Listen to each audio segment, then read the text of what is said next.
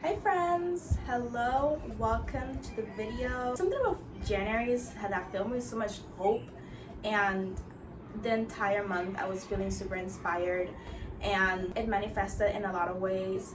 I did a lot of hobbies, a lot of journaling, a lot of creation, not only like with my hands but also content creation, and that also spilled over to reading a lot of books. So I have a big stack here of books that I read in January. I also got a couple Kindle reads that we'll talk about as well. Just in case you guys are just seeing my face right now, my name is Mali. I love talking about books in this channel. I also do a little bit of lifestyle every now and then. So the month of January was also the first month that I kept like a little reading journal and reading notes. This is my reading notes journal. I just write down here all my first thoughts, notes, any themes I noticed, and like my kind of like rough drafts for reviews to post on Instagram, or a quick like summary of what happened. So I will be referring to this because this is the first time that I remember what everything happened in each book that I read, because I wrote it all down. So with that being said, the first book that I read in January was Little Weirds.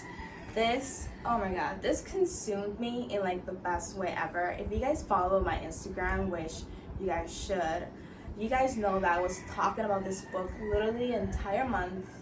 It was just 30 pages in and I knew it was a favorite, you know? So this is like my 6-star read of the year. Little Weirds by Jenny Slate is kind of hard to explain. You just have to read it and experience it, but in the best way possible that I can explain it is that Jenny Slate is a comedian and she has a very unique way of looking at the world.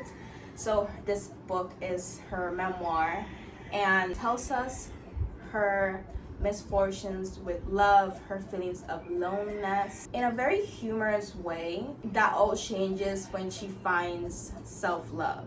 And I know it sounds cheesy, I know it does, but it doesn't sound cheesy coming from her. When she finds self-love, the book takes a completely different turn, and she talks a lot about feeling life in her. Like she feels like so much life is in her, and she feels like she's bursting with it. There's just chapters in here that are so charming, and there's a chapter where she talks about how there's nothing sweeter than like waking up in the morning and being woken up by her dog.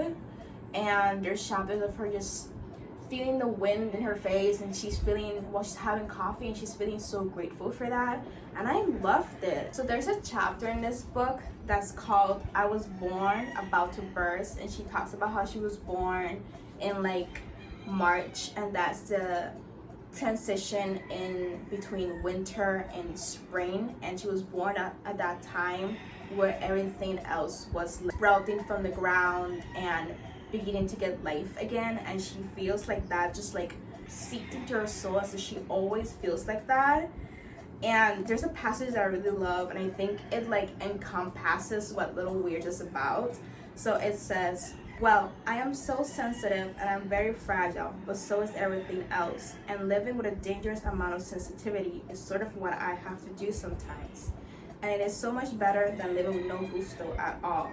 And I'd rather live with a tender heart, because that is the key to feeling the beat of all the other hearts.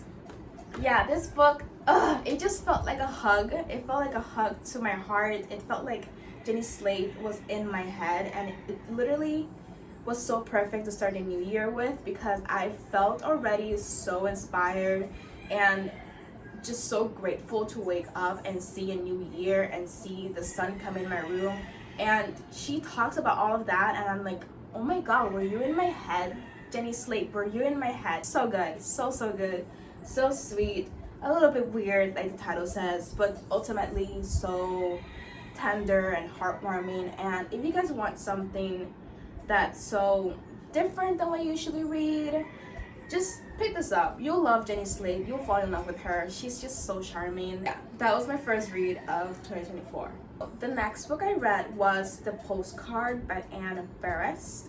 This is a historical World War II novel, and I'll read you guys a summary right now.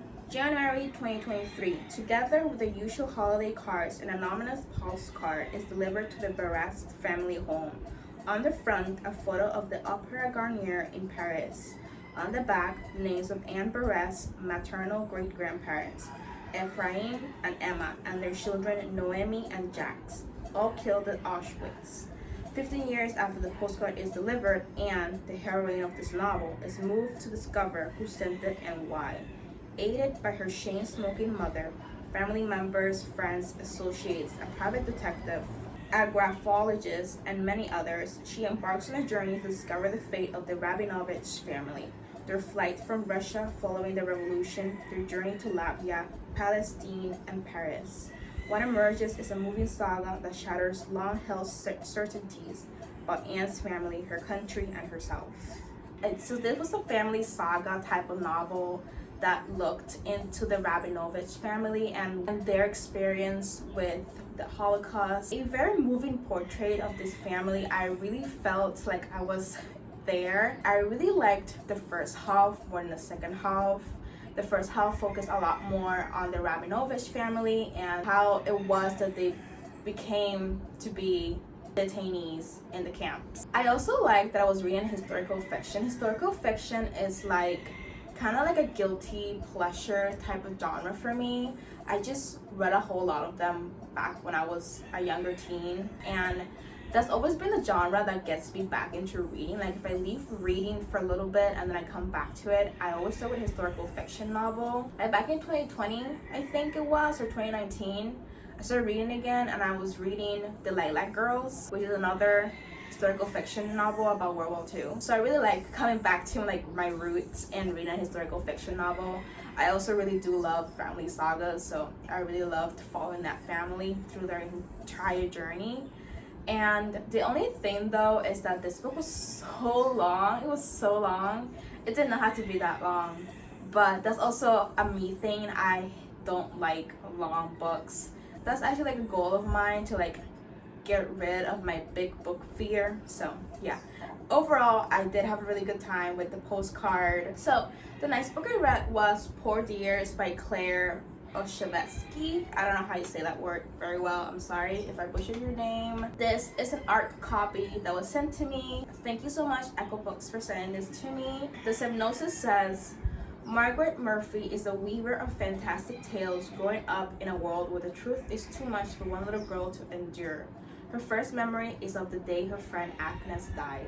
No one blames Margaret, not in so many words. Her mother insists to everyone who will listen that her daughter never even left the house that day.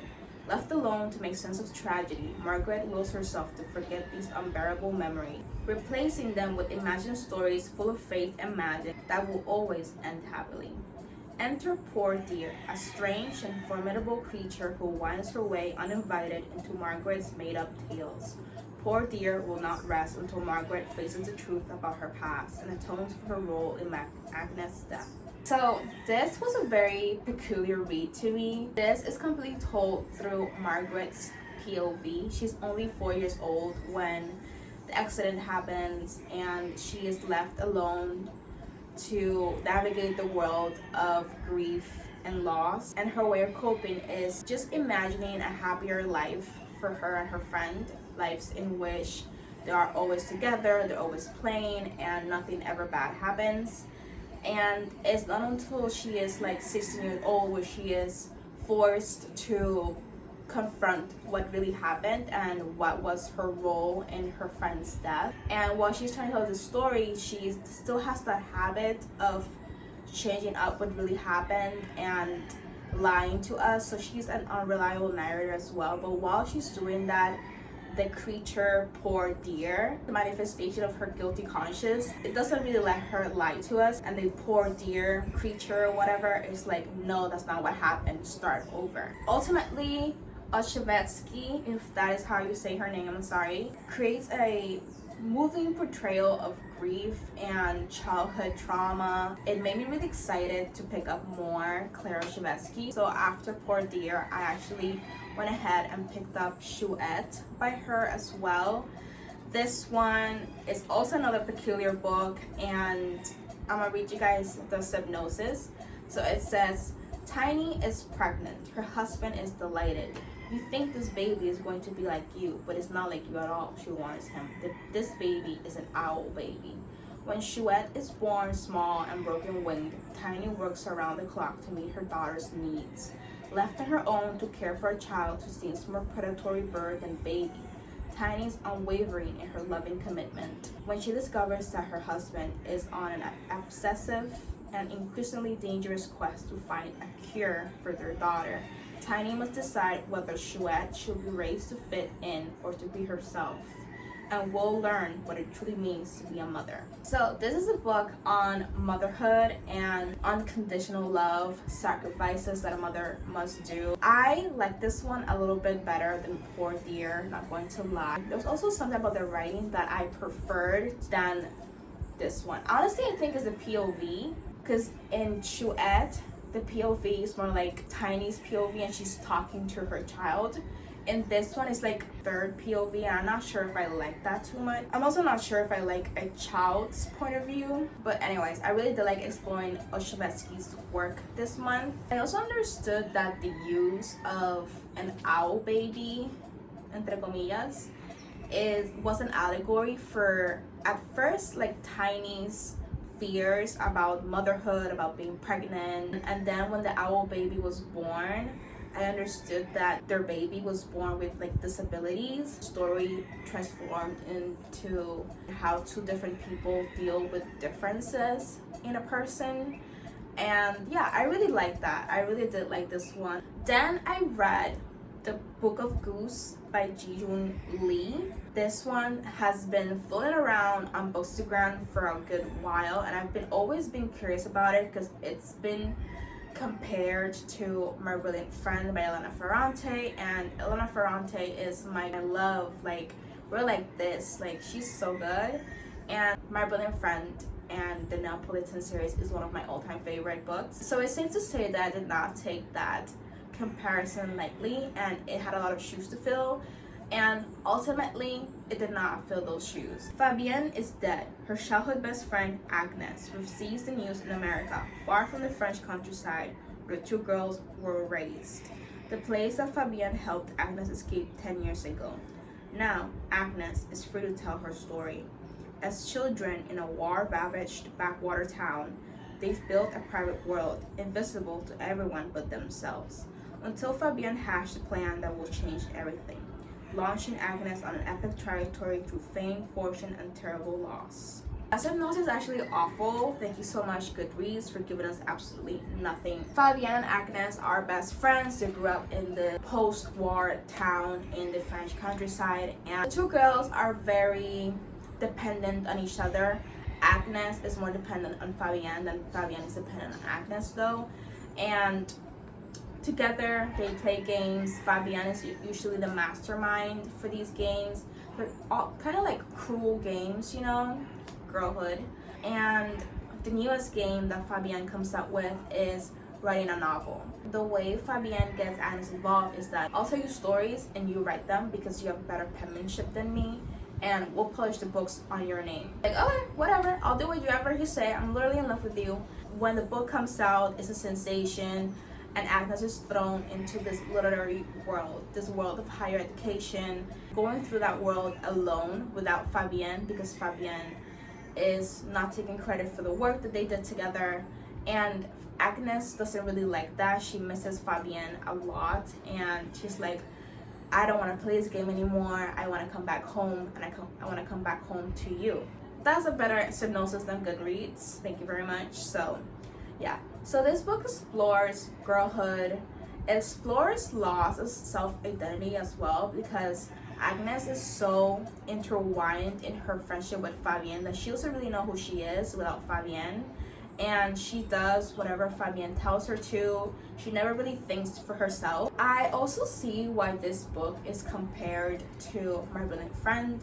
Besides the obvious that is about girlhood and friendship, it's also a lot to do with writing and books and education, which My Brilliant Friend also has that as a very huge theme in the novels. So a lot like Lila in My Brilliant Friend, Agnes is a much better student. Fabian and Lanu, on the other hand, they're kind of like not very into education, they're not in school, and they forego school altogether.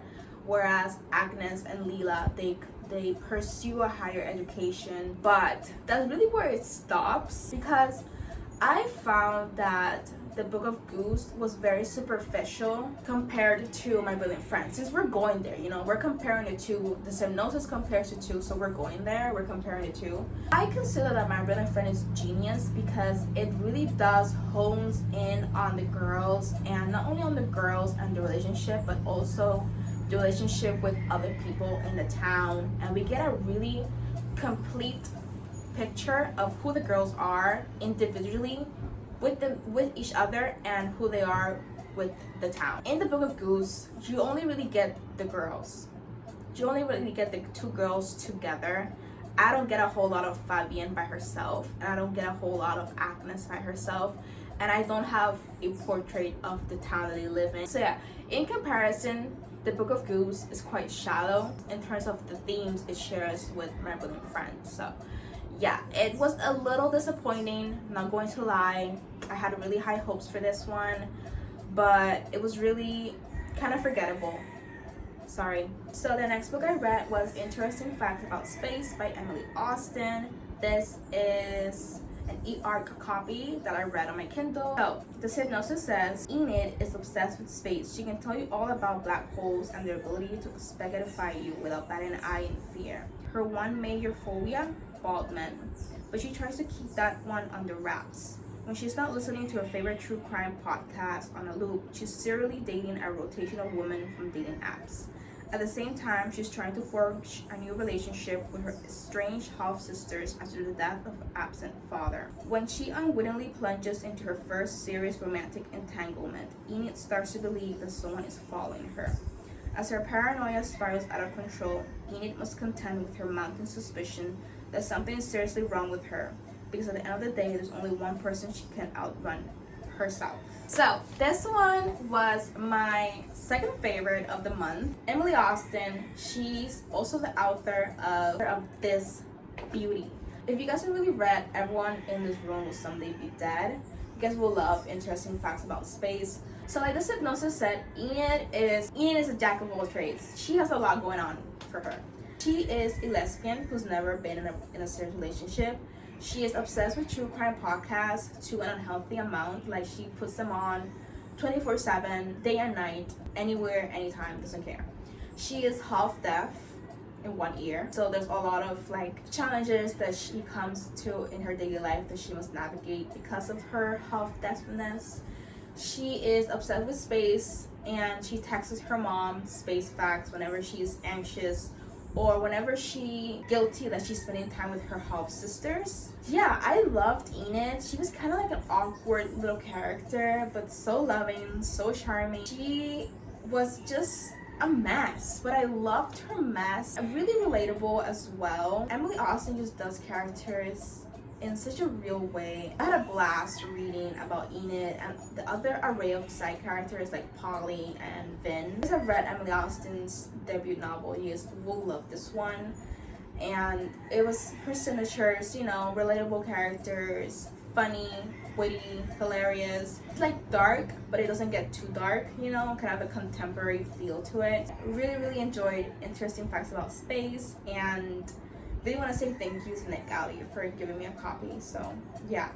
The next book I read was Mr. Fox by Helen Oyeyemi. Helen Oyeyemi is like an author that in paper, in theory, she sounds like an author that will be for me, especially her stories, like magic or realism. I love that, but like once I read it, I'm like, something is missing. I don't know what it is. See, I have a couple of her books here. I have her short story collection, Pieces, and I got White is for Witching. So I got a couple of her books, and I've read 2 out of 4. I'm still looking for like my Helen Oyeyemi book, So the synopsis for this one says, celebrated writer Mr. Fox can't stop himself from killing off the heroines in his novels, and neither can his wife Daphne. It's not until Mary, his muse, comes to life and transforms him from author into subject that his story begins to unfold differently. Meanwhile, Daphne becomes convinced that her husband is having an affair and finds her way into Mary and Mr. Fox's game. And so Mr. Fox is offered a choice. Will it be a life with the girl of his dreams, or a life with an all-too-real woman who delights him more than he cares to admit? Before you guys jump into this one, just know that this is inspired by the Bluebeard fairy tale and a couple other fairy tales as well. I didn't know that coming into this book, so I felt like a huge dum-dum once I read the reviews and everyone was talking about that. So I felt like I missed out on a lot. Mr. Fox and Mary's game is that Mary transports Mr. Fox into his own stories, and in each story Mr. Fox and Mary somehow meet and like fall in love and nobody dies, basically. The way that it was structured, it got me really confused because it felt like a short story collection at times. There were some stories where you understood, oh, okay, this is Mary and this is Mr. Fox in an alternate reality or alternate story or whatever. But there were other short stories or chapters that I couldn't really easily identify who was Mary and who was Mr. Fox. They didn't even have their names. There were other people, but there were still Mr. Fox and Mary. So that was really confusing. I don't know how I'm explaining this right, but it just felt like a short story collection to me.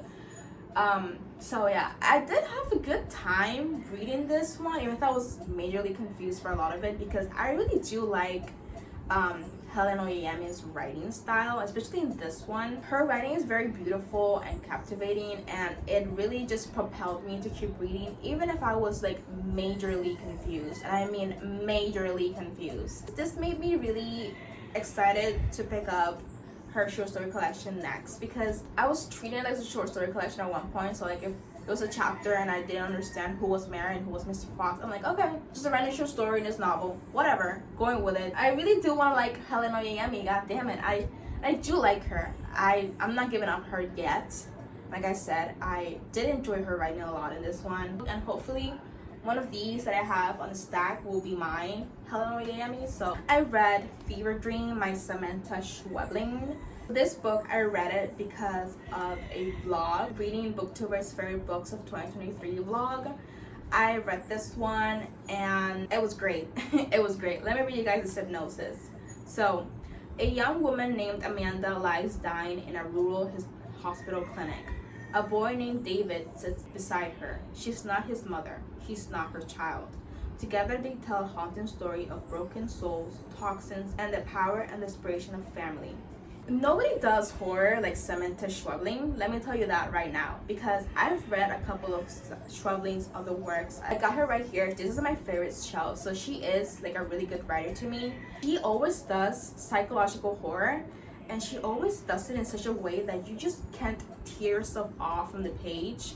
You can't close the book. You're like in fear, but you can't close the book because you have to know what happens next. You have to know how it turns out. And it's very interesting because her horror, especially in this one, was more like a domestic type of horror. We follow Amanda. She is having a little vacation with her daughter, and she meets this other mother named Clara, who is the mother of David. And the two women get to talking, and Clara confides in Amanda, saying like, hey, like I'm really scared because my child is acting strange ever since this thing happened.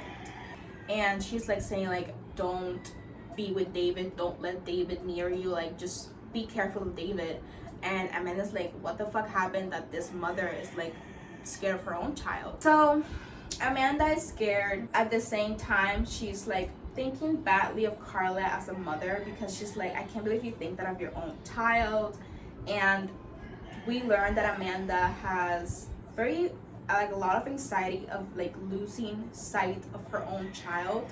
It talks about having like Amanda and her child having like a rope between them, like a safety rope, and she feels like if it gets too like taut, that she is not being a good mother. So it's that kind of horror of like knowing that you could lose a loved one at any time. That's how she does her horror so well. So this is a very, very slim novel, and it grips you in. I read this one in 2 days because I couldn't stop. This also features like a quiet town where something is just not right with it. Unsettling, so eerie. Every book that I read by her is just cemented in the fact that she's just like a favorite author.